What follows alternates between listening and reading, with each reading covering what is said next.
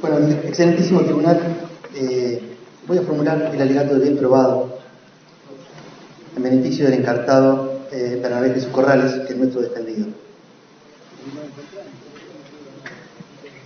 Antes de empezar con la parte medular de este acto de defensa, voy a hacer un breve introito referido a los esquemas utilizados por las acusaciones relativos a los sistemas de autoría utilizados para fundamentar sus respectivos pedidos de condena.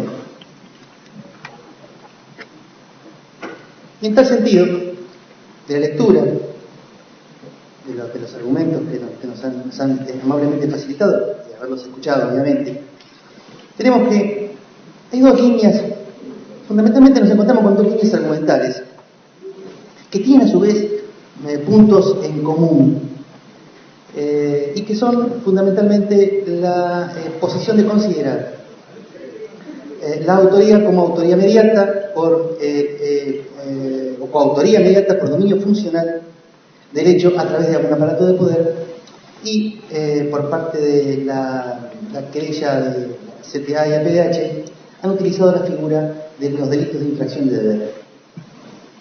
Voy a hacer una breve referencia a estos dos conceptos. La coautoría inmediata por dominio funcional del hecho a través de un aparato de poder, que con relación a Corrales se adjudica, la Fiscalía ha adjudicado este tipo de autoría mediata con relación a los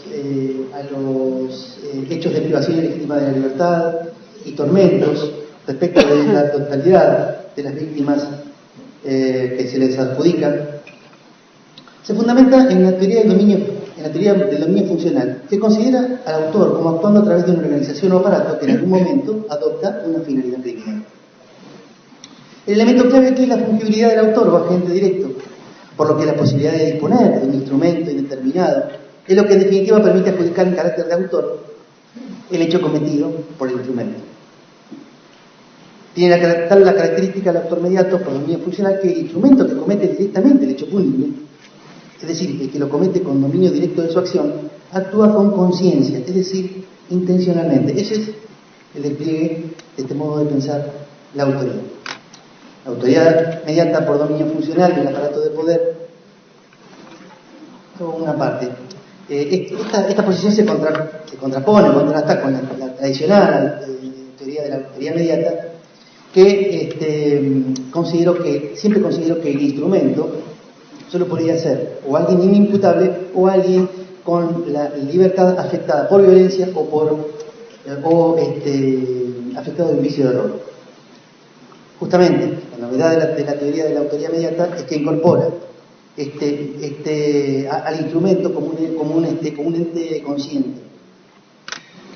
La autoría mediata por dominio funcional de un aparato de poder exige la existencia de una organización que como tal se estructure mediante un sistema normativo que en su dinámica de funcionamiento se traduzca en órdenes y directivas que se cumplan.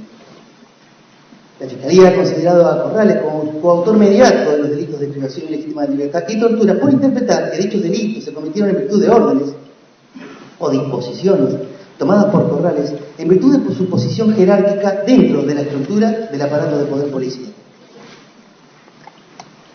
Por otra parte, y siempre dentro del espectro de la autoría mediata por dominio funcional de un aparato de poder, la Fiscalía ha considerado a Corrales como partícipe necesario de los homicidios del Grupo de los 7, y aquí mismo voy a referir a las víctimas del Grupo de los 7 como Grupo de los 7 para la actividad de la exposición. Pero entiendo que todos entendemos quiénes se componen, quiénes componen el Grupo de los 7.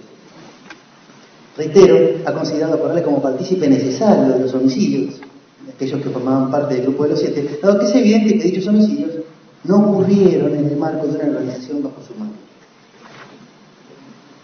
De ahí entendemos que surge la diferencia, aunque la Fiscalía en este punto no lo explica. Bajo la otra perspectiva, la perspectiva de Corrales como autor penalmente responsable de los delitos de infracción de deber, de homicidio, privación ilegítima de la libertad y torturas, que es la postura de la querella de la CTA y APH, entendemos que advierte claramente esta querella que no existen elementos probatorios que vinculen de manera clara a Corrales con ninguno de los delitos que se le imputan, pero igual lo acusan en virtud de estimar que el no cumplimiento o la omisión de parte de Corrales de sus deberes a su cargo contribuyó de manera significativa, según esta postura, y eficaz en la comisión de los delitos antes referidos. La infracción de deber se basa en la idea que también se puede cometer un delito o contribuir a que el mismo sea cometido por otras personas mediante el no cumplimiento de normas que el imputado tenía a su cargo, normas que lo colocan en una posición de garante respecto de las víctimas. Se trata en definitiva de la consideración de la existencia de deberes basados en normas extrapenales que de no cumplirse contribuyen a la consumación de los hechos por la mano de otras personas. Bajo el punto de vista normativo, se lo sustenta en lo dispuesto en el artículo 45 del Código Penal, última parte, y en los hechos. Convierte al tipo penal tradicionalmente estimado como una figura cerrada para los delitos referidos en tipos abiertos. Es decir, mientras que en la visión clásica de la autoría, el homicidio era la acción de quitarle la vida a alguien, bajo este punto de vista nuevo, de la infracción de deber, es infinita la variedad de conductas que pueden ser interpretadas como homicidio. De hecho, respecto de Corrales, la acusación está sugiriendo, no es cierto, es falso, pero está sugiriendo que Corrales pudo haber privado de la libertad y pudo haber sometido a tormentos, porque, por ejemplo, una camioneta de la dotación de la brigada en el año 77 le habría acercado una olla de guiso al destacamento de Arana.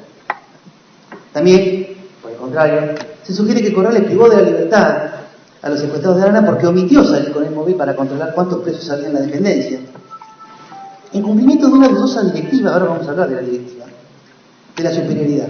También se sugiere que privó de la libertad porque no se interiorizó de lo que estaba pasando en Arana, y si lo hizo, porque no denunció lo que allí había estado pasando. Un simple incumplimiento de deberes de funcionario público se convierte así en una conducta homicida.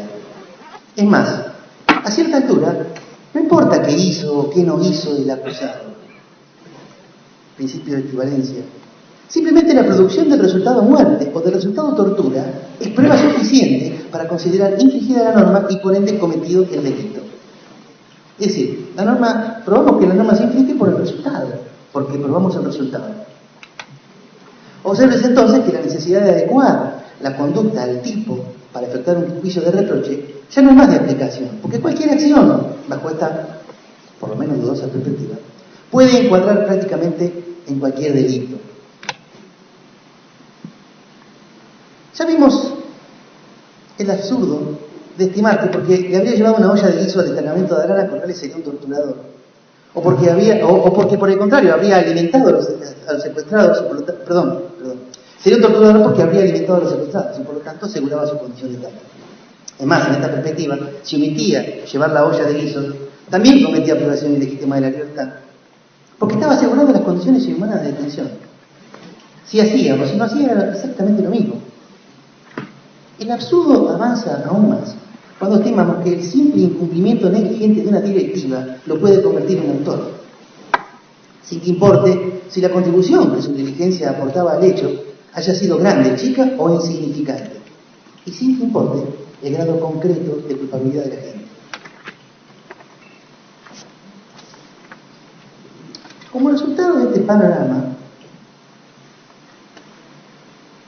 tenemos que la imputación, es decir, el esquema de imputación utilizado es eminentemente objetivo. Implica una imputación netamente objetiva, es decir, prescindente de la intención concreta de la gente. Para poder justificar este marco de imputación objetiva, es decir, para poder elaborar un juicio de reproche, la doctrina ha creado dos conceptos llave que yo los describo como conceptos comodines, como si fueran los comodines de las cartas, que tapan todos los agujeros fácticos y que terminan por configurar un contexto, a mi criterio, acusatorio, a mi criterio abusivo e infundado. Los dos conceptos llaves o comodines que tapan agujeros son dos. El marcado contexto de macrocriminalidad o criminalidad en que se llevaron adelante los hechos y la considerable disponibilidad al hecho por parte del ejecutor. El marcado contexto de criminalidad en que se llevaron adelante los hechos es descrito de esta forma por la Fiscalía. Es un contexto colectivo, generalizado y sistemático de criminalidad, y en particular en el interior de la organización criminal constituida desde la jefatura de la policía, que fue un eslabón dentro de ese aparato represivo, podríamos decir una suborganización. El primero de los supuestos, es decir, el marcado contexto de criminalidad, implica que ante tamaña cantidad de casos que hemos escuchado en esta sala y que se han comprobado, nadie puede alegar que desconocía qué es lo que estaba pasando. Esto permite adjudicar culpabilidad a todos los policías por el solo hecho de serlo. ¿Por qué? Porque nadie podía desconocer el contexto de macrocriminalidad. El segundo de los supuestos implica que, ante la dimensión de la acción represiva, la actitud de no renuncia o de no denuncia hace proclive a la gente a admitir y consentir la ocurrencia de los hechos. Y lo más importante, ambos puntos en conjunto, el marcado contexto y la proclividad al hecho, y por consiguiente el consentimiento, hacen aparecer la presunción que la gente conocía su carácter de engranaje dentro de la maquinaria ante la magnitud de los hechos. ¿Por qué? Porque ante la magnitud de los hechos no podía desconocer la acción de la organización criminal. Es decir, el marcado contexto más la alta predisposición crea, se presume que se creó en la gente la conciencia de que era un engranaje dentro de un todo, de que era un ladrillo más en la pared. En definitiva, la conciencia de formar parte de un todo siniestro de la maquinaria del exterminio. La Fiscalía esto lo expresa de este modo. Este debe ser el punto de referencia de las imputaciones, puesto que el aporte individual de cada uno de los acusados ha representado un presupuesto al desarrollo total de los hechos, es decir, al desenvolvimiento de la organización criminal, que se había apartado no solo del derecho internacional y de las normas de la normalidad, sino incluso del derecho positivo vigente. En este sentido, la ejecución de actos ilícitos por parte de cada imputado en el contexto de la organización criminal supone la adhesión, al menos tácita, al plan y de este modo constituye una resolución común. O sea, observemos cómo se va avanzando en la idea de la imputación objetiva, es decir, la existencia de una ejecución masiva de hechos ilícitos y, la no existencia de una conducta activa por parte de la gente lo convierte en un aceptante tácito al plan y a su participación. Hay algo de tautológico en esto, porque presentado todo esto de este modo, ¿cuándo existe un marcado contexto de criminalidad? Cuando se producen los hechos lesionantes del bien jurídico. ¿Y cuándo se producen los hechos lesionantes del bien jurídico? Cuando se conforma un contexto de macrocriminalidad. Es por esta razón que la Fiscalía y las querellas no se molestaron demasiado en probar si en concreto cada agente conocía o no conocía lo que estaba pasando, o qué grado de participación tuvo. Consideraron las acusaciones que bastaba traer a juicio a las víctimas y a sus allegados, y con eso y solo eso, bastaba para pedir condenas. La Fiscalía dice, citando acá ambos, parte general, derecho penal internacional, página 177, que en el contexto de una organización criminal para un acuerdo informal, es suficiente que el ejecutor directo pertenezca a la organización. El acuerdo de voluntades, entonces, se manifiesta con la ejecución del hecho, de cierto modo, tácitamente. Es decir, se está hablando de que, respecto del punto de vista de la gente, si participa de un contexto macrocriminal, automáticamente ha prestado un acuerdo informal. Y eso solo lo convierte en un miembro de la organización. Siguiendo con esta línea de razonamientos, tenemos que las consecuencias prácticas de esta forma de entender la autoría penal, al sostener que todos los funcionarios policiales conocieron o debieron conocer los hechos aberrantes. ¿Y esto por qué? Por la magnitud del contexto macrocriminal y todo lo demás que acabo de decir. Se crea una presunción iuris et de iure en contra de la gente. Es decir, se estima que ante el contexto macrocriminal, ante la alta predisposición al hecho, todos conocieron o debieron conocer sin admitir prueba en contrario. No es necesario. La sola existencia del contexto convierte al policía en culpable. Esto permite desarrollar un derecho penal de autor. La autoría criminal se define simplemente por la aportación de uniforme o por la aportación de gorra. Se afirma entonces que toda la policía en ese entonces era una banda armada en donde el contexto de macrocriminalidad lo inundaba todo, y por ello todos los policías eran cómplices, porque si no hubieran renunciado. Y que no lo hayan hecho marca la alta disponibilidad del hecho. La verdad que este sistema argumental es sorprendentemente eficiente, pero aplicado en la práctica lleva a resultados que son, a mi criterio, impropios. En algunos casos. El resultado práctico de que debería haber encendido las luces de alarma en la acusación, estas son las consecuencias de aplicar esta teoría de esta forma, es que quien le pasaba el plato de comida por abajo de la puerta a los presos tiene la misma condena que Vilela y es igualmente responsable por la gestación del plan de exterminio. Esto es un absurdo. ¿Por qué es un absurdo? Porque en definitiva los esquemas de imputación objetiva de la responsabilidad y de adjudicación de la autoría en esos esquemas no encuadran la participación accesoria o secundaria. Todo, digamos, si tenemos un reloj, es lo mismo sacarle el engranaje grandote que sacarle el engranaje chiquitito para que deje de funcionar. Y si todos son engranajes, entonces todos tienen un mismo nivel de responsabilidad. Eso es inconstitucional, eso es impropio del Código Penal, eso va en contra del principio de culpabilidad. Pero sin embargo, acá se ha sostenido este criterio con libertad. Ahora bien, este esquema permitió, permite y va a seguir permitiendo poder adjudicar responsabilidad a policías en forma infinita, en tanto y en cuanto alguien haya prestado servicio en la institución durante el 76, el 77 y el 78 y quizás más. Esto ha obnubilado a los responsables de llevar adelante estos juicios. Porque en el circuito de La Plata, y recién de 9 años de derogada la ley de obediencia de ley de punto final, la querella de la Secretaría de Derechos Humanos, y solo ella, ha pedido que se investiguen a los jueces, que en esta trama, al menos en algunos de ellos, debieron estar en la cúspide de la pirámide al lado de Camps. Y a nadie se le ocurrió en todos estos 9 años buscar a los verdaderos responsables, o por lo menos a los que tienen mayor responsabilidad.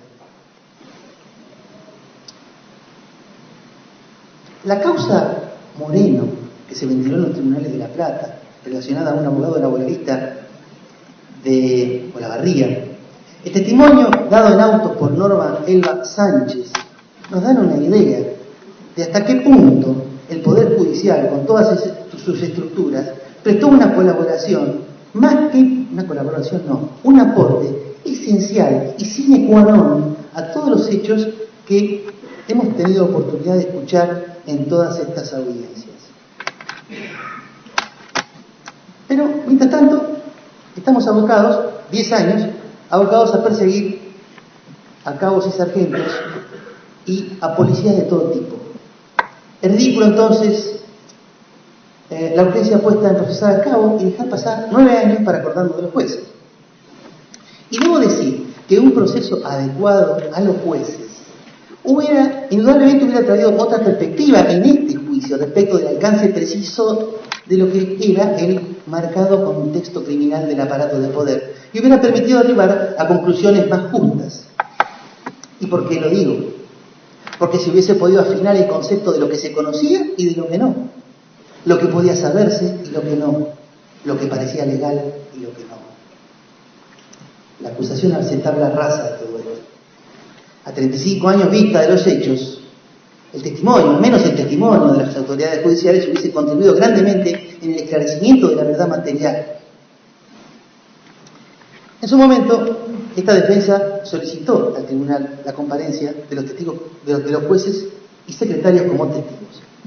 Es más, tuve especialmente en cuenta que el Código de Procedimiento Penal de la provincia de Buenos Aires, vigente en aquel momento, estipulaba que los comisarios, los jefes de la dependencia, que actuaban como instructores, lo hacían ejerciendo una delegación de facultades jurisdiccionales. Eran, en ese momento, jueces de instrucción. Por lo tanto, todos los comisarios, en realidad, dependían funcionalmente de los jueces en lo que era nada más ni nada menos que la instrucción de las causas. Hubiera sido interesante, por ejemplo, traer a los jueces acá para saber si en algún momento inspeccionaron a la Brigada de La Plata, en algún momento, y que cuenten que vieron, que había, que no había, si había detenido, si había un área restringida, quién podía acceder a esa área restringida. Eran testimonios de privilegio que, lamentablemente, se descartaron. Nuestro pedido fue descartado. Obviamente que esto nos causa un agravio, nos impacta directamente, nos lesiona nuestro derecho de defensa al juicio. Y eso, respecto a lo cual, vamos a hacer una reserva cuando finalicemos el alegato, de llevar esta cuestión a casación.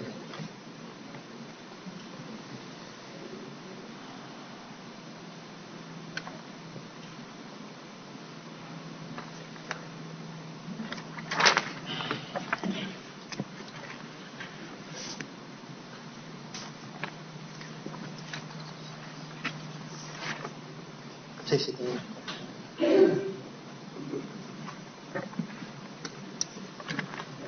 me voy a animar a dar un paso más en mis consideraciones.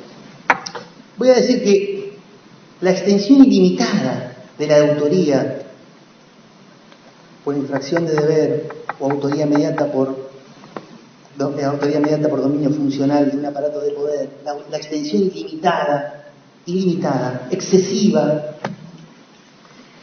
por el uso de presunciones iuris et de iure en contra de los agentes, configura un desequilibrio, un despropósito, un abuso y hasta una perversión.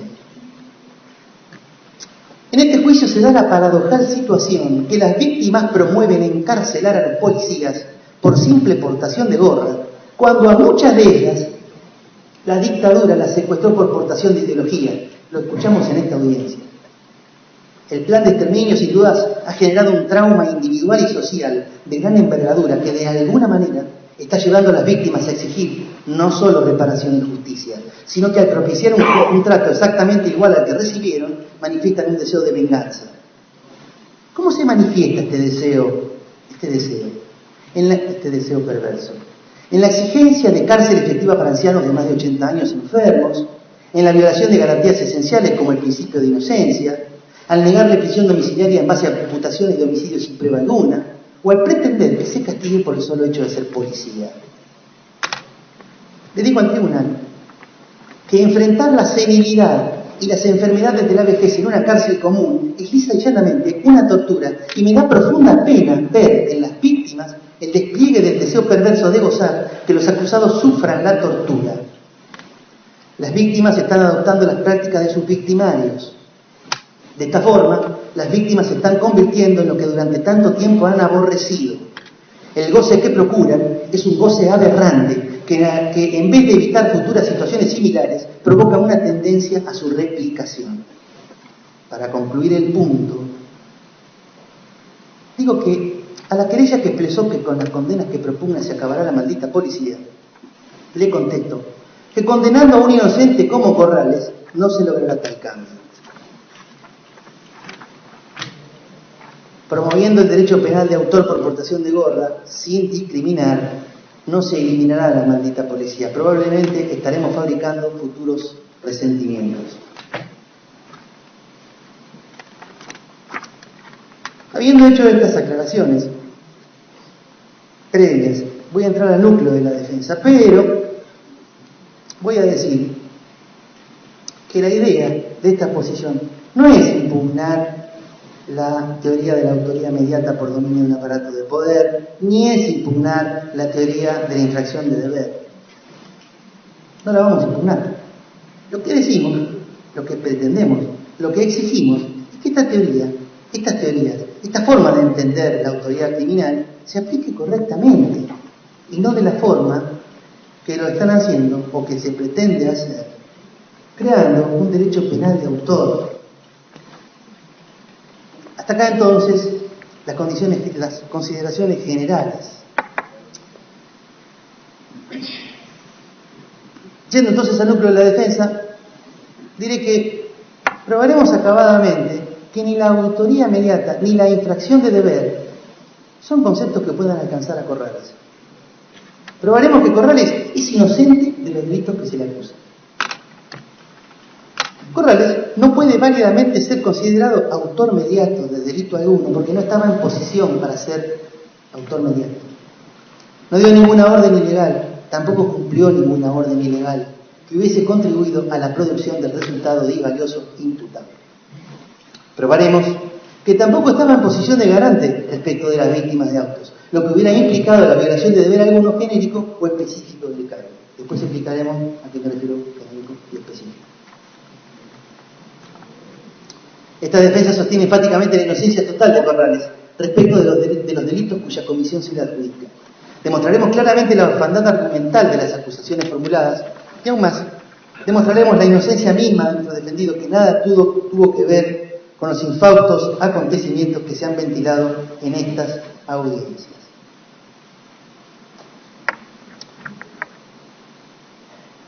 Hemos constatado, de todos modos, que las acusaciones están basadas en hechos que debieron ser tergiversados o hechos falsos.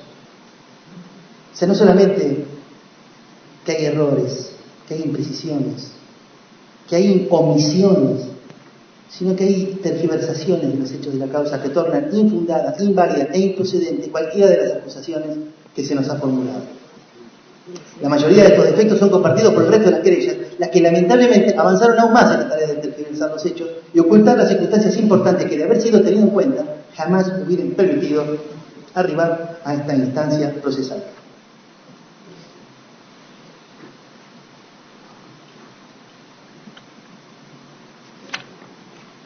Bueno, voy a iniciar la cometida concreta de los hechos que se le imputa. Tengo que empezar a hablar, en principio, de los hechos relacionados con el grupo de los 7, es decir, los hechos que se desarrollaron en el marco de la Brigada de Investigaciones de La Plata.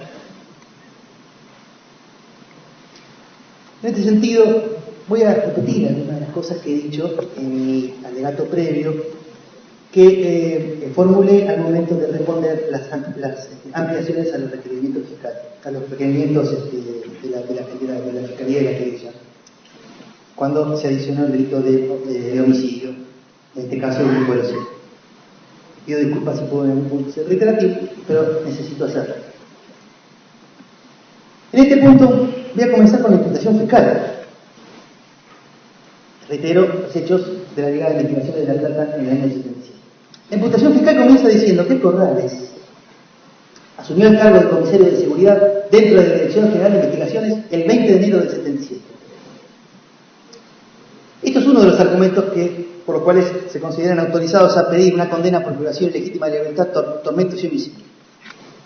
Debo decirle, señor presidente, que la Fiscalía empezó mal, empezó con la pierna izquierda, comenzó con una falsedad. ¿Por qué? Porque sencillamente no existe el cargo de comisario de seguridad. Asumió el cargo de comisario de seguridad. No existe el cargo de comisario de seguridad. Este no es un tema menor, todo lo contrario. ¿Por qué? Porque estamos hablando de una imputación basada en el cumplimiento de una normativa extrapenal. Entonces no puede la Fiscalía decir que asumió el cargo de comisario de seguridad. Porque justamente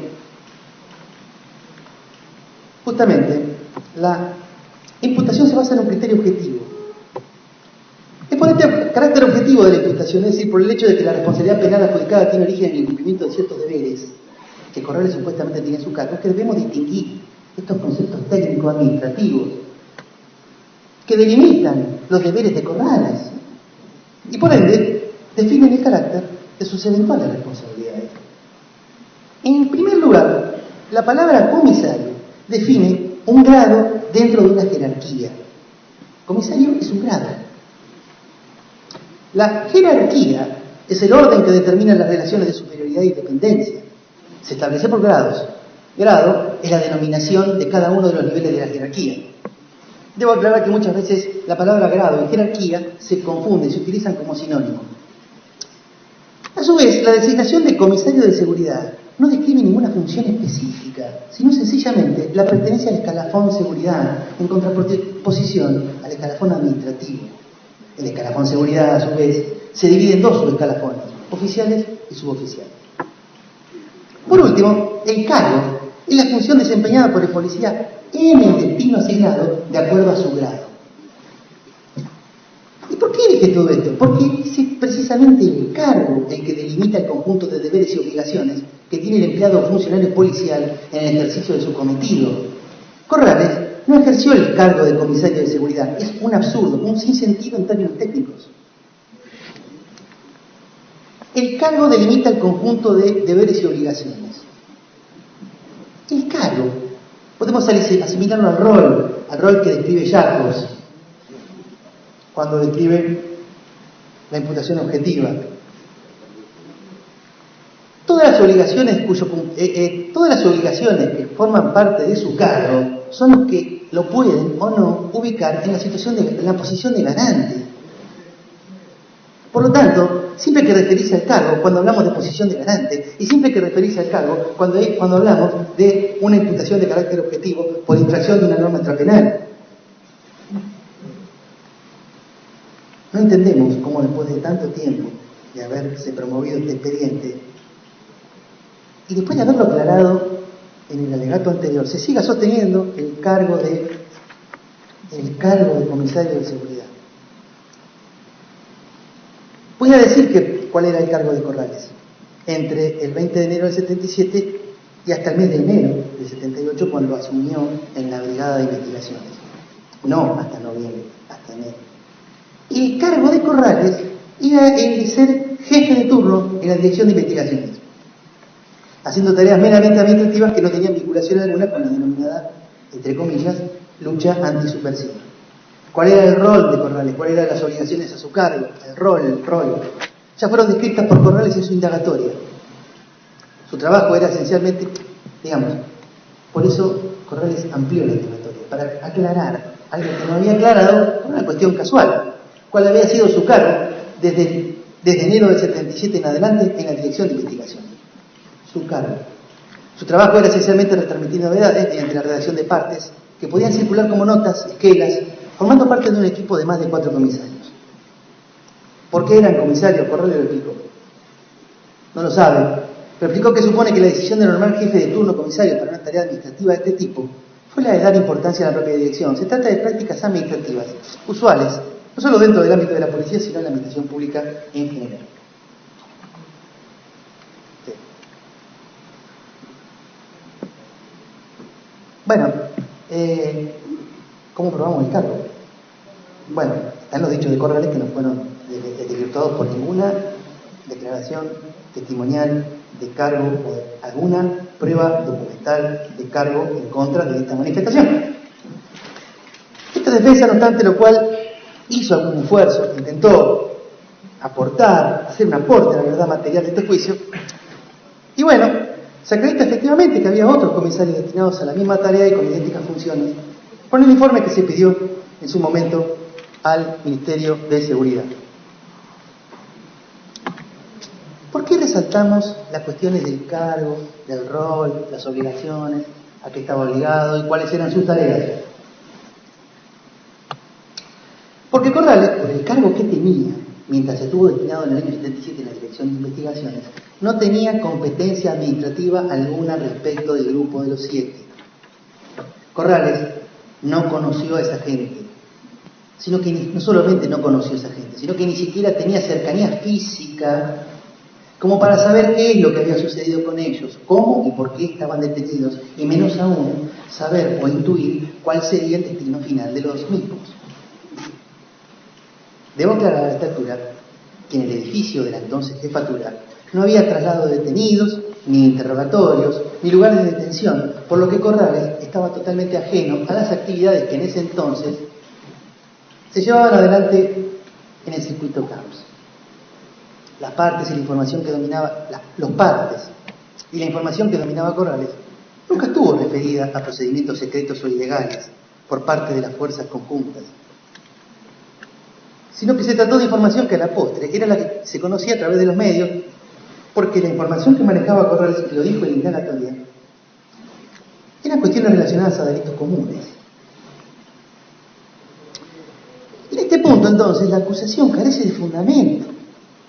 Formula una imputación en función al ejercicio de un cargo que no precisa, pero que a su vez estaba totalmente desvinculado de la situación del Grupo de los Siete. Sostener que Corrales, desde el cargo de jefe de turno, tenía alguna responsabilidad respecto del Grupo de los Siete es infundado y absurdo.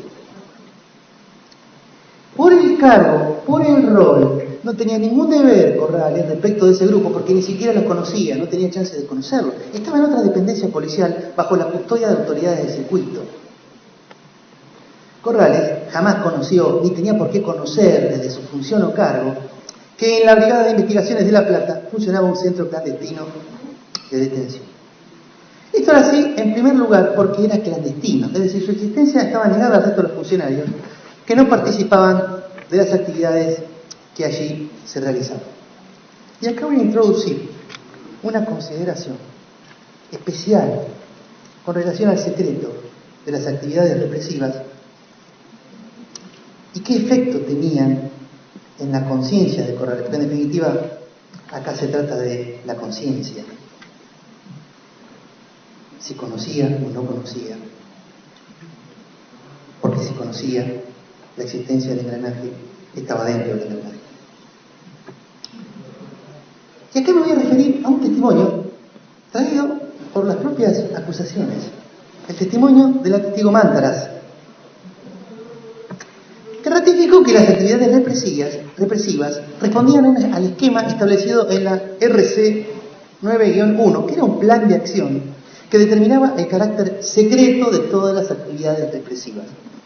Si consideramos que existía un secreto para estas actividades, el sentido común nos indica que dicho secreto tiene dos caras como de una misma moneda. En primer lugar, si hablamos de secreto de las operaciones, significa que quienes participan de esas actividades, ilegales o no, tienen la obligación de no revelarlas a terceros que no están dentro del círculo. Es decir, hay un deber de no comunicar. Un deber de no comunicar.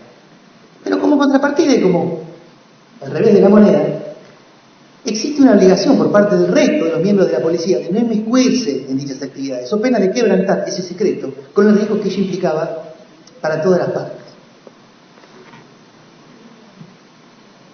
Yo lo quiero graficar con un ejemplo, no sé si es un ejemplo muy lúcido, pero imaginemos que en este momento se plantea una incidencia y el tribunal se da vuelta y comienzan a deliberar.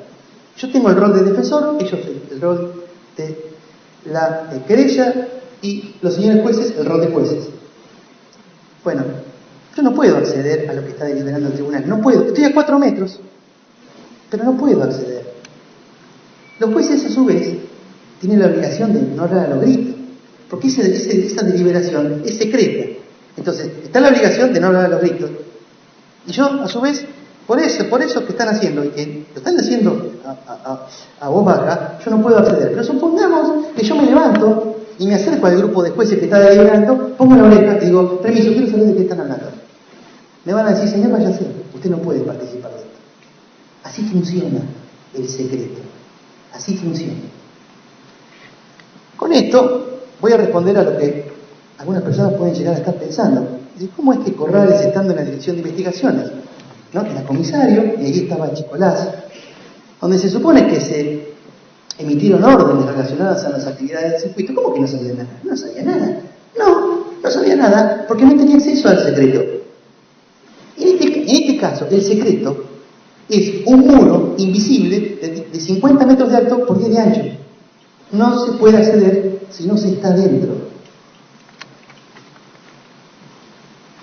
Mantaras, la testigo Mantaras,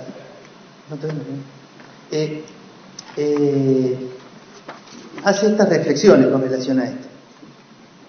Dice, todas las acciones debían ser encubiertas, es decir, secretas, y no eran documentadas. No todos participaron, dijo Mantaras. En realidad, la policía fue una institución copada por una asociación ilícita, pero la policía sigue existiendo como tal, como entidad lícita, y seguía ejerciendo la mayor parte de su actividad. Era actividad lícita. No había documentación, los operativos no se documentaban, porque los grupos operativos tenían amplio margen de ejecución. Esto contribuyó a que las aberraciones se multiplicaran. Las órdenes en general eran verbales, es decir, no había esquemas de órdenes documentadas. Y además, quienes estaban dentro del círculo que participaban de las operaciones era personal escogido, personal especializado. Entre otras cosas, voy a decir que el personal escogido, el personal especializado, debía reunir un perfil personal y psicológico para poder participar en esas actividades. Corrales no reunió nunca ese perfil. Nunca formó parte de ese grupo. Motivo por el cual nunca participó del secreto. Vuelvo al punto, yo puedo estar al lado de dos personas que están hablando del secreto, y si no me participan, yo no voy a poder saber nunca de qué están hablando. ¿Cuándo la obligación de mantener el secreto, es decir, de no inmiscuirse, cuándo esa obligación cede? Porque cuando cede, se abre paso a la posición de garante. ¿Cuándo cede? Cede cuando los hechos se le manifiestan de forma patente a la gente. Porque ahí no hay excusa, no existe el secreto. A ver, yo estoy en una oficina, no participo del secreto de nadie, pero si escucho que están gritando al lado, abro la puerta y veo a una persona acostada en una cama metálica y una persona con un cable en la mano, no puedo decir que esas actividades eran secretas, no lo puedo decir. Ahí se activa la posición de garante y yo tengo que inmediatamente impedir la persecución del hecho y denunciar, y si no me gusta tengo que denunciar. Comparto en ese punto esa posición con la querella. Pero justamente esta situación no se le planteó nunca a Corrales. ¿Por qué? Porque Corrales se desempeñaba en una oficina, en esa época, en una oficina que estaba a más de 2000 metros de la Brigada de Investigaciones. Nunca pudo ver qué es lo que estaba pasando en la zona restringida, si había zona restringida, si había retenido, si había interrogado, quién estaba interrogando y cómo y por qué.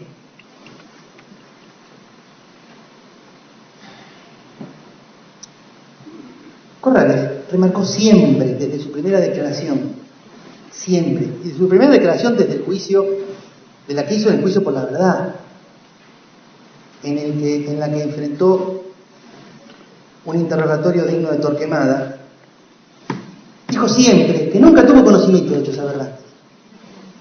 Esto es estrictamente cierto y no fue desvirtuado por prueba en contrario por la acusación. Nadie lo vio ni siquiera en la esquina de la brigada durante el año 77 y por lo tanto estaba ajeno y por lo tanto nunca podía haber tenido la evidencia que le hubiera activado la posición de garante. Por lo tanto, si no se activa la posición de garante, hay que analizar y hay que estimar el comportamiento de Corrales con relación al rol.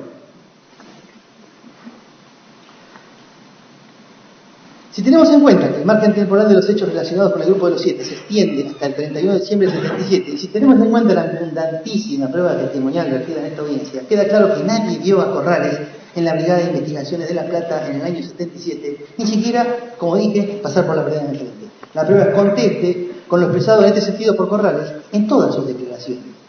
Por todo esto afirmo terminantemente que Corrales nada tuvo que ver con el secuestro, detención, interrogatorio, tortura y muerte del infortunado grupo de los 7. Por su cargo, no tenía por función custodiarlos, alimentarlos, ni velar por su seguridad en ningún sentido. Por consiguiente, no pudo jamás haber contribuido con alguna acción u omisión que hubiese asegurado o propiciado su situación de detenidos ilegales. Menos aún pudo haber contribuido con alguna acción u omisión directa o preparatoria o de simple colaboración con la muerte de las infortunadas víctimas del grupo de los 7. Como refuerzo a lo que acabo de decir, voy a leer uno de los artículos de esta RC 9-1 en la página 152 del archivo PDF que me facilitó el tribunal. Están descritas como una de las particularidades de las actividades de contrainteligencia. Dice: la medida de contrainteligencia adquirirán especial relevancia en la lucha contra la subversión. En razón de la clandestinidad en que opera el movimiento subversivo y de ser la infiltración una de las técnicas fundamentales que emplea desde que se inicia el proceso, el peligro de que el propio secreto resulte vulnerado siempre constituirá una amenaza latente con muchas posibilidades de concreción. De acuerdo con ello, la medida de seguridad en el ámbito militar y los niveles de centro de decisión de los organismos que integran las fuerzas legales deben ser extremadas a fin de cubrir esa vulnerabilidad. La seguridad en la documentación y el empleo de los sistemas y medios de comunicación resultará esencial, así como la adopción de procedimientos que posibiliten encubrir la propia actividad contrasubversiva. Con esto podemos apreciar claramente el valor que tenía el secreto para aquellos que participaban en las operaciones de contrainsurgencia. Y más aún, si consideramos que estas operaciones se realizaron con un marcado carácter ilegal. Bueno, nosotros dijimos que la Fiscalía ha comenzado para justificar la imputación con una falsedad. ¿Cuál era la falsedad? El cargo de comisario de seguridad. No había ningún cargo de comisario de seguridad. Eso es falso. Pero hay más falsedades. Hay 3 más. La segunda falsedad que voy a destacar es la fecha que indica la Fiscalía y las querellas. Las fechas que indican como de... sí.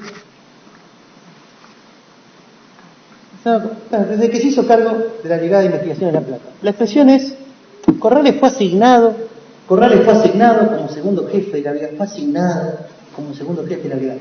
Yo les he dicho que fue asignado es una expresión que no es técnica. Estamos hablando de delito de infracción de deber, en donde el aspecto normativo y los conceptos técnicos, jurídicos, administrativos son esenciales para valorar la responsabilidad. Fue asignado. ¿Qué significa fue asignado? Nada, no significa nada. Debo decir que hasta el momento en que hice el cargo pude creer que la cuestión era un error. Pero luego de haber explicado acabadamente esta cuestión, debo pensar aquí que no hay un error, que hay una intención de tergiversar los hechos. ¿Por qué me importa destacar este punto? Porque en el momento en que el grupo de los 7 estaba vinculado de alguna manera a la Brigada de Investigaciones, Corrales estaba ocupando un cargo totalmente ajeno y recién asumió el cargo de segundo jefe de la Brigada de Investigaciones en enero del 78 y no como falsamente lo exponen las acusaciones el 25 de noviembre de 1977. Lo que dice el legajo personal de Corrales. En el legajo personal puede verse claramente la existencia de 3 columnas, esto ya lo he explicado. Perdón, 2 columnas, 3 columnas, 4. La primera columna es la fecha, indica la fecha en que se produjo el traslado. Pero la columna de al lado indica la fecha en que el agente toma posesión puesto. La segunda fecha es la más importante porque la toma de posesión puesto es justamente el momento en que a la gente comienzan a regir las obligaciones de su cargo, es decir, de lo que le impone su rol, la faz normativa.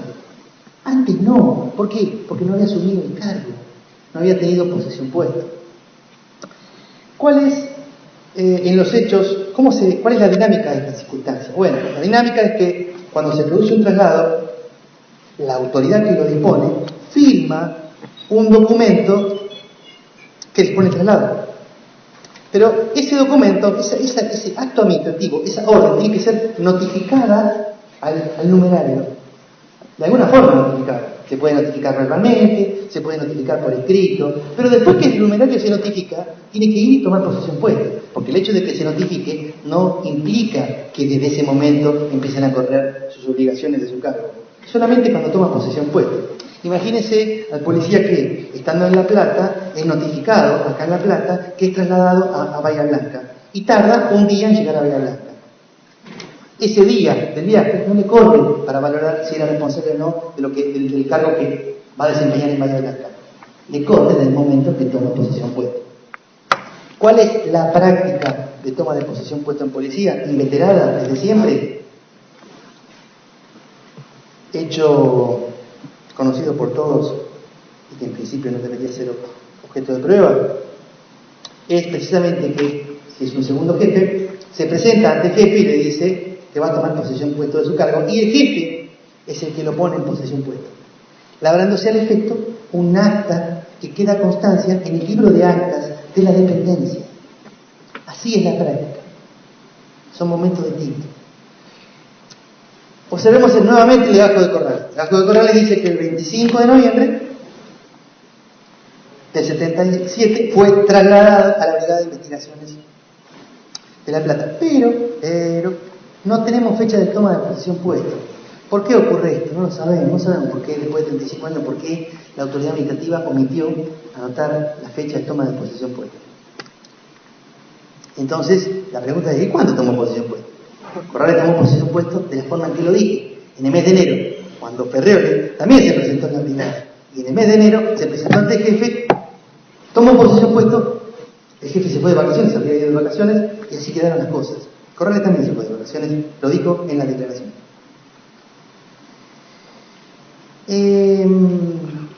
¿Puede ser posible que el legajo figure una fecha de traslado y que Corrales diga: no, yo tomé posesión de un puesto un mes después? Sí, es perfectamente posible. Es más, las fiscalías y las querellas lo han tomado por cierto esta circunstancia. Porque si tomamos el legajo de Ferreole, que acá exhibo, en el legajo figura como fecha de traslado o nombramiento la del 25 de noviembre del 77, prácticamente el mismo día que Corrales. Perdón, el 28 de noviembre del 77. 28 de noviembre, o sea, 3 días después, fue trasladada. Pero acá sí figura la fecha de toma de posesión puesto, 1 de enero del 78. 1 de enero del 78. Ni siquiera esto coincide con lo que se habría aprobado acá. Bueno, no sé si 1 de enero del 78 Ferreole había tomado posesión puesto, pero es lo que dice su legajo. Entonces, las afirmaciones de Corrales son contestes con esta documentaria. A ver, si la acusación pensaba lo contrario, debió haberlo probado. Por lo menos debió haber probado la presencia de Corrales en el mes de diciembre del año 77 en la brigada. Por lo menos para preguntar algo. No, nadie lo vio. Y no solamente, no cualquier persona no lo vio. No lo vieron todos aquellos que tuvieron algún tipo de vinculación familiares con el grupo de los 7.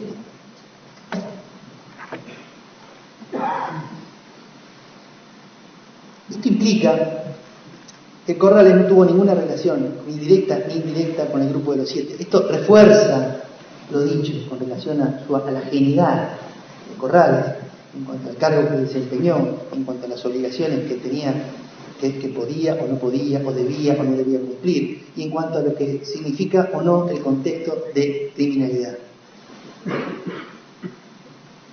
Debo decir, de todos modos, que el valor probatorio de las constancias de los legajos es relativo, porque, digamos, las constataciones de las fechas de los nombramientos y de la toma de posesión puesto no constituyen instrumento público porque no tienen firma. No tiene firma ni se identifica el funcionario administrativo que la firmó. Digamos, todos estos documentos son indicios que deben ser corroborados con prueba complementaria. Prueba complementaria que en muchos casos existe, en este caso no existe. Entonces, ¿por qué no creer a Corrales en cuanto a que él mismo afirma que se presentó en el mes de enero del 78 y se presentó ante su jefe directo?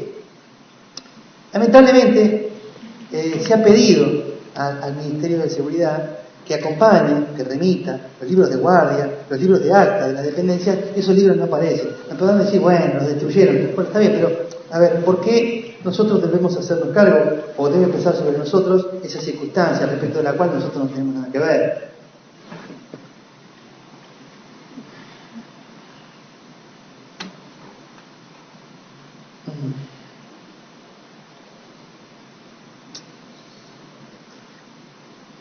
Y acá me voy a referir a dos declaraciones, una serie de declaraciones testimoniales que refuerzan esto. Yo con esto ya podría tener por probado que el Corrales no tiene nada que ver con el Grupo de los 7 ni con lo que pasó en la Brigada de Investigaciones durante el año 1977. No obstante ello, debo decir que en la declaración de la testigo Adelina Moncalvillo, que a su vez refiere a lo manifestado por su padre, y también respecto a la declaración de Cecilia Iriart, surge claramente que con posterioridad al traslado del Grupo de los 7, el personal fue cambiado en su totalidad o casi. Esto es, el Grupo de los 7, luego de la fecha del traslado, ya no estaba, y no existe prueba testimonial alguna que siquiera indiciariamente señale que luego de la fecha del traslado del Grupo de los 7 quedara alguien detenido por razones políticas o ideológicas en la Brigada de Investigación. Esto es muy importante porque más adelante me voy a referir a las declaraciones de Moncalvillo y de Iriart, inclusive de Med, porque también hay otra falsedad con relación a la fecha de la muerte del Grupo de los 7. Pero está clarísima que con el traslado del Grupo de los 7 no hubo más detenidos en la brigada. A ver, se desactivó la zona reservada, el ámbito reservado. Es evidente porque no hay ningún testimonio que certifique que hay alguien que fue trasladado, que viniendo de otro lado, teniendo en cuenta el rol que se le asigna a la Brigada de Investigaciones como centro de recepción de detenidos. No hay nadie que haya dicho, sí, en el mes de noviembre fuimos trasladados a la brigada y de allí fuimos a otro lado. Es más, las víctimas relacionadas con la causa de Arana, víctimas que se las relacionan de alguna forma con Corrales, ninguno de ellos pasó por la Brigada de Investigaciones de La Plata. La verdad es que al mes de noviembre del año 1977, las únicas víctimas relacionadas con las actividades de contrainsurgencia, con las actividades represivas, eran el Grupo de los 7. Y después de su traslado, que a su vez produjo el traslado de la totalidad, o la casi totalidad, del personal de la dependencia, no hubo más nadie. Lo que significa que la brigada en ese momento se desactivó como entidad, como dependencia dentro del circuito. Se desactivó. En diciembre del 77 se estaba desmantelando todo el circuito. Pero en la brigada en particular, en noviembre se desmanteló. Es evidente. ¿Por qué? Por los dichos de Moncalvillo, los dichos de Iriart, los dichos de Med.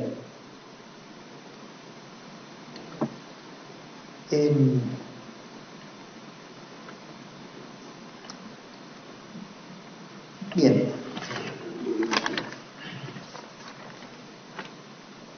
Como complemento a lo dicho, me voy a referir voy a leer la declaración indagatoria de Corrales en la causa 12.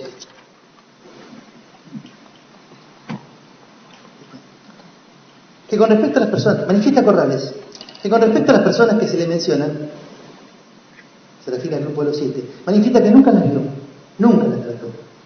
Expresa que cuando se hizo cargo como segundo jefe de la Brigada de Investigación en La Plata en el mes de enero del 78, ya lo era como jefe y como ser inspector Ferrioli, y nunca un segundo jefe se hace cargo antes que el jefe. Esto lo declaró a los 7 días del mes de septiembre del año 2007.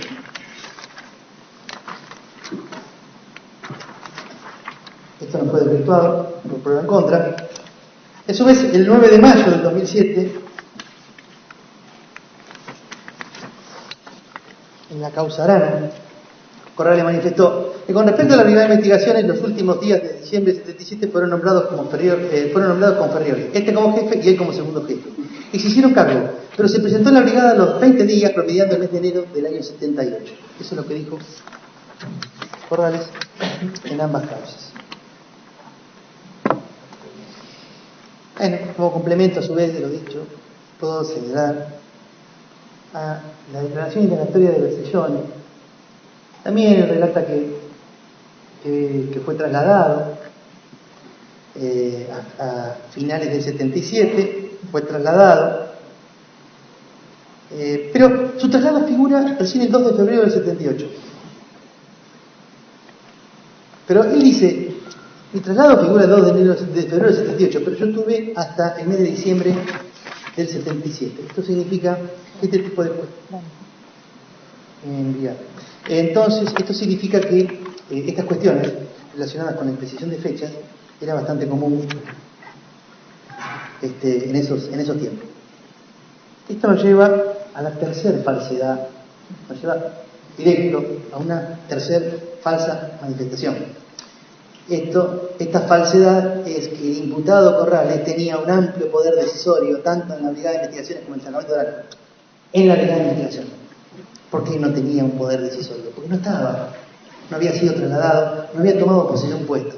Y si se quiere adjudicar alguna responsabilidad respecto de los hechos de brigada mientras estuvo en la dirección general, ya lo he explicado que no había ningún tipo de relación, ni fáctica ni jurídica, que lo vinculara a Corrales con el grupo de los 7. De modo tal que es falso decir que al prestar servicios en un marcado contexto criminal, Corrales no hacía sino un aporte directo e indispensable para el mantenimiento en cautiverio de las víctimas sometidas a tormento. ¿Cuál era el aporte directo e indispensable? Directamente no estaba en posición de garante.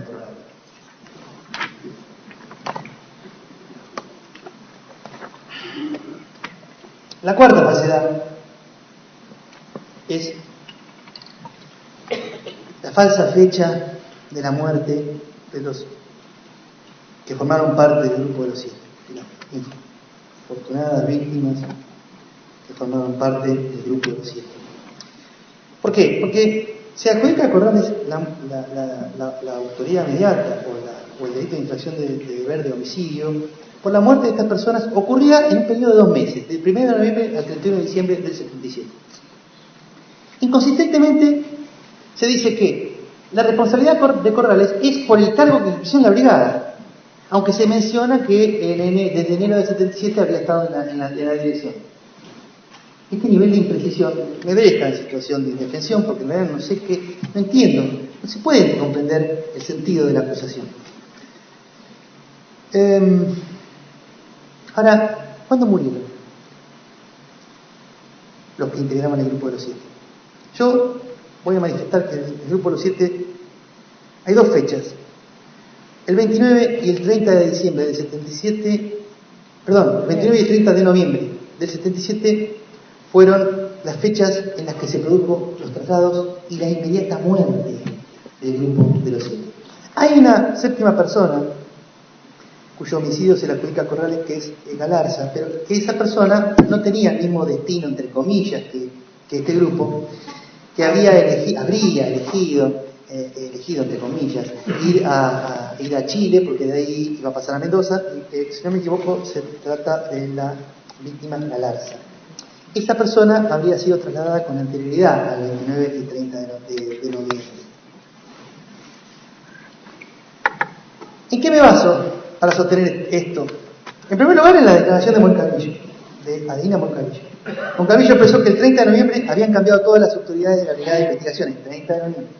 Esto lo sabe porque mi papá fue el día anterior y le dijeron que todavía estaban, pero que habían salido del primer grupo. Por eso sabemos con precisión la fecha. Y al día siguiente fui yo. O sea, el 30 le dijo al padre que el 29 había ido y le dijeron que había salido del primer grupo. Por eso sabemos con precisión la fecha, dijo Moncalvillo. Y al día siguiente fui yo, que fue el día del traslado de él, de mi hermano, o sea, el 30 de noviembre. El día que fui yo, siempre en la puerta había alguien, un policía, gente de la brigada, y todas las caras distintas. Entonces yo pedí por un par de nombres de los que yo recordaba, y me dijeron que todos habían sido trasladados y que allí no había nadie. Yo vuelvo a decir que se trata de personas que tenían acceso directo dentro de la brigada. No eran personas que se quedaban en la mesa de entrada. Los familiares, del grupo de los 7, por las particularidades que no voy a repetir acá, de cómo se configuró ese secuestro, ese tratamiento. Cuando se le preguntaron los nombres, los únicos que recordaba Moncalvillo eran Páez, Preti, Vides y Nogara. Y otro nombre más, entre los que no estuvo nunca, el nombre de Corrales, a pesar de que le declaró judicialmente muchas veces. Es decir, debería haberse acordado de Corrales si era cierto que él mismo estaba el 25 de noviembre en la brigada. Alguien le debe haber dicho, tenemos un nuevo jefe, se llama fulano de tal. Es lo lógico, es sentido común, eso no ocurrió.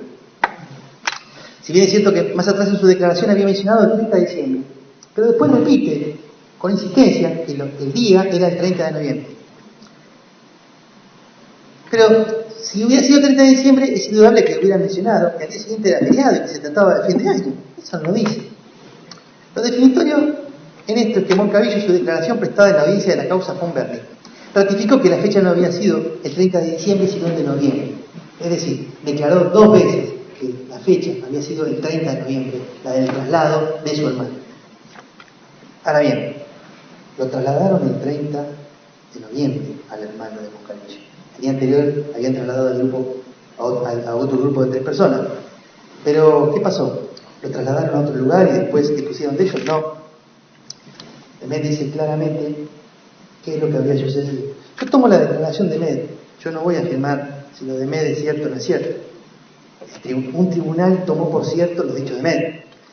Y Med manifiesta que no dice la fecha precisa, entre fines del 77 y comienzo del 78, es convocado por Checo Laza en el despacho, y bueno, él participa en el traslado de 3 personas. Traslado entre comillas, lo suben a un auto y se produce la muerte. Yo no me quiero referir concretamente a las particularidades de este hecho.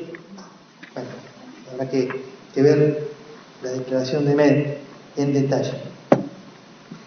Él manifestó que la fecha del primero de los traslados, el jefe que estaba a cargo era Páez. Esto también hace reforzar la idea de que el 30 fue la fecha de los traslados, porque, según los informes del Ministerio de Seguridad, Páez estuvo en la brigada hasta el 2 de diciembre y después se fue. Si sabemos que Páez no estuvo en la brigada en diciembre del 77, porque ya tenía otro cargo, el cuadro probatorio está completo y la fecha del hecho confirmada. Y más aún, queda claro que Corrales no se encontraba en ese momento en la brigada porque hubiese sido mencionado por Emet. O bien, se lo hubiese encontrado con algún familiar que concurría a la brigada en ese momento, porque en ese momento se estaban gestando los traslados, por los cuales hasta le habían pedido dinero y había intervenido el sacerdote Fonberry. En el mismo sentido debe tomarse la declaración del señor Moncalvillo, padre, quien declaró poco tiempo después en la CONADEP, y a pesar de haber concurrido asiduamente a la brigada, que en ningún momento nombró a Corrales. ¿Qué posición tenía Corrales en estos hechos? Corrales no estaba en la brigada, no había tomado posesión puesta. Esto ocurrió en el mes de enero del 78. Esto marca la genialidad absoluta de Corrales respecto de los hechos del grupo de los 7. Ninguna participación tuvo, y menos aún estuvo insinuada esa participación con alguna prueba de cargo.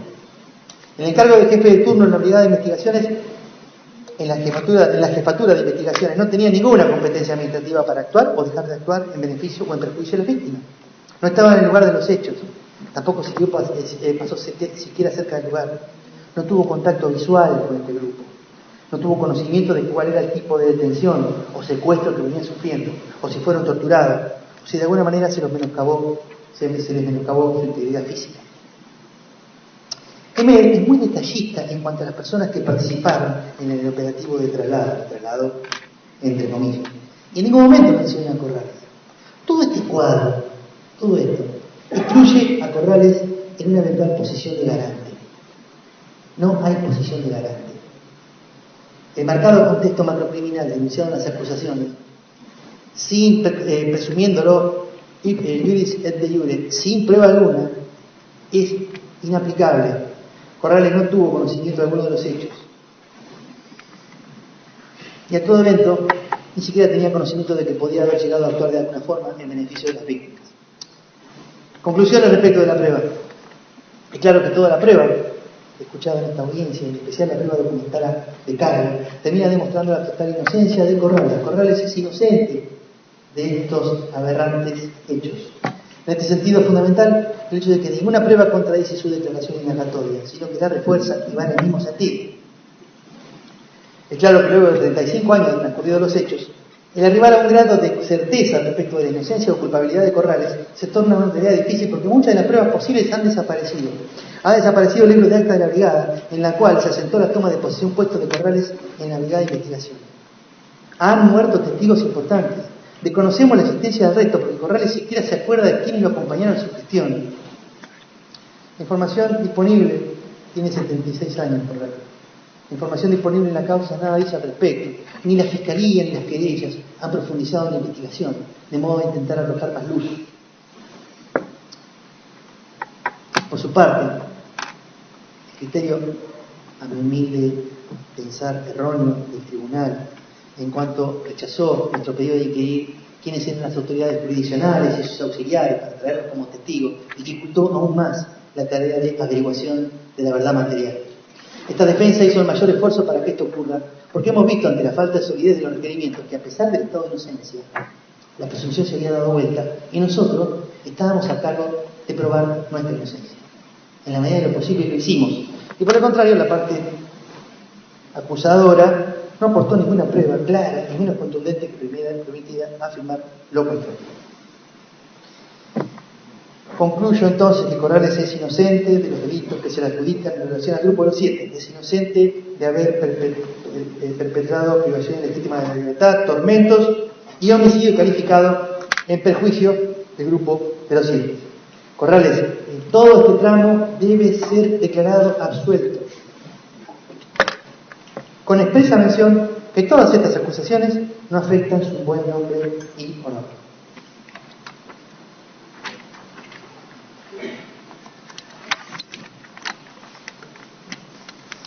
Un segundito, señor presidente.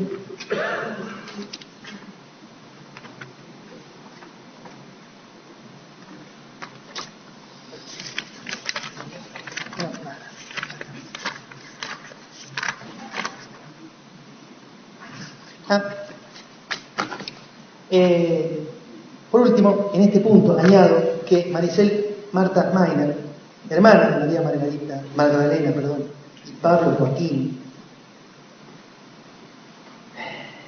y a su vez Juan Cristóbal Mainer, son coincidentes en sus declaraciones respecto a que en el mes de noviembre perdieron, es en el mes de noviembre cuando perdieron todo contacto con Maricel, con María Magdalena. Bueno, yo acá me voy a empezar a referirme a los hechos de Arana, pero si podemos tomar un pequeño receso de 10 minutos. Bueno, muchas gracias, señor presidente. 10 minutos. Gracias, señor presidente.